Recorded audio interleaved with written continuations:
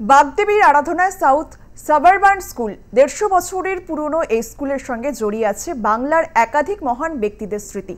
এটি দক্ষিণ কলকাতার প্রথম স্কুল, জানালেন স্কুলের সহকারী প্রধান শিক্ষক।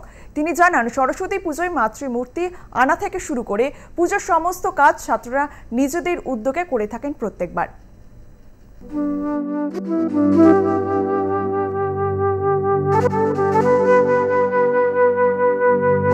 প্রত্যেকটি জায়গাতেই বাগদেবীর আরাধনায় মেতে উঠেছেন পড়ুয়ারা।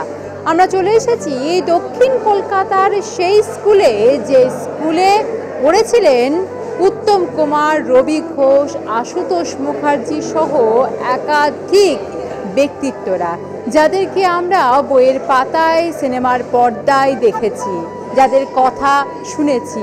এবং সেই সমস্ত মহান ব্যক্তিরা পড়েছিলেন সাউথ সাবারবান স্কুল মেইনে। এই স্কুল 1874 সালে প্রতিষ্ঠিত, 150 বছরের পুরনো এই স্কুল। এই স্কুলের ইতিহাস সম্পর্কে আমরা একটু প্রধান শিক্ষক, যিনি সহকারী প্রধান শিক্ষক, তার সঙ্গে একটু কথা বলবো। এই স্কুলের সঙ্গে জড়িয়ে আছেন উত্তম কুমার, রবি ঘোষ, আশুতোষ মুখার্জি, যামিনী রায় সহ একাধিক ব্যক্তিত্বরা, যারা আমাদের ইন্সপিরেশন, যারা আগামী প্রজন্মকে এগিয়ে যেতে সাহায্য করেন, যাদের কাহিনী। কি বলবেন এর ইতিহাস সম্পর্কে? ধন্যবাদ আর প্লাস।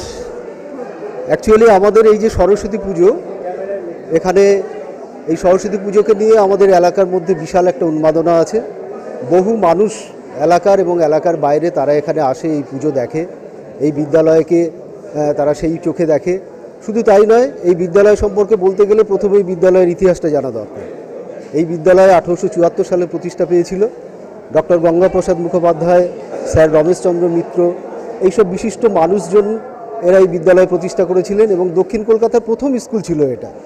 তারপরে এক এক করে কেটে গেছে 150 বছর। আমরা 150 বছরে এখানে এসেছি। এই বিদ্যালয় থেকে যারা পেরিয়েছে এই 150 বছর ধরে, স্যার আশুতোষ মুখোপাধ্যায়, অচিন্ত সেনগুপ্ত, প্রেমেন্দ্র মিত্র, সতীশচন্দ্র মুখোপাধ্যায়, উত্তম কুমার, তরুণ কুমার, রবি ঘোষ, প্রতুল গুপ্ত, রমেশচন্দ্র মজুমদার, ঋষিকেশ মুখার্জি, এক ঝাঁক মহাপুরুষ মহামানব এখান থেকে বেরিয়েছেন। উত্তম কুমার নিজে কি পুজোর সঙ্গে জড়িত ছিলেন, বা রবি ঘোষ বা অন্যান্য যে সমস্ত ব্যক্তিত্বরা? আমরা উত্তম কুমার যতটুকু শুনেছি, উনি এখানে পুজোর সাথেও জড়িত ছিলেন, বা খুব ছোটোবেলা থেকেই তো উনি এখানে পড়াশোনা করতেন। সমস্ত কিছু আমরা এখানে ওনার যে হ্যান্ড সই করা অটোগ্রাফ আমরা দেখেছি, আমাদের খাতায় আছে, আমরা খুলে বের করে দেখেছি, সেই জিনিসগুলো আছে। রবি ঘোষও আছেন। রবি ঘোষ তো খুব মজাদার মানুষ ছিলেন, তিনি কমেডি সিনেমা করতেন। এখানে ওনাকে নিয়ে অনেক গল্পও প্রচলিত আছেন, যে একজন মাস্টারমশাই উনি আসতেন স্কুলে এসে, ঘরে দরজা বন্ধ করে উনি পড়াতেন গম্ভীরভাবে। তারপরে একজন এসে দরজা ফাঁক করে ওনাকে ডাকতো, একজন গ্রুপ ডি কর্মী। উনি চলে যেতেন, কিছু সময় পরে আসতেন। তো এটা রবি ঘোষ খেয়াল করেছেন যে স্যার কোথায় যান, কোথা থেকে আসেন। তারপরে উনি এসে বলতেন, এই আমাকে কাউন্সিল থেকে ফোন করলো এই পড়াশোনার ব্যাপারে, কিভাবে প্রশ্ন হবে, কি করতে হবে না হবে। তা রবি ঘোষ দেখলেন যে স্যার কিন্তু বেরিয়ে চা খেতে যেতেন, চা খেয়ে চলে আসতেন। তো সেবারেও যখন এসে বলছেন, তখন বলছে, ও স্যার আচ্ছা, কাউন্সিল থেকে কি তাহলে চা খেতে ডেকেছিলেন? তো এইরকমই ছোট মানুষ ছিলেন, খুব মজার মানুষ। ছোট থেকেই যে উনি একটা কমেডিয়ানের একটা ওনার মধ্যে ছিল, সেটা কিন্তু ছোট থেকেই ছিল।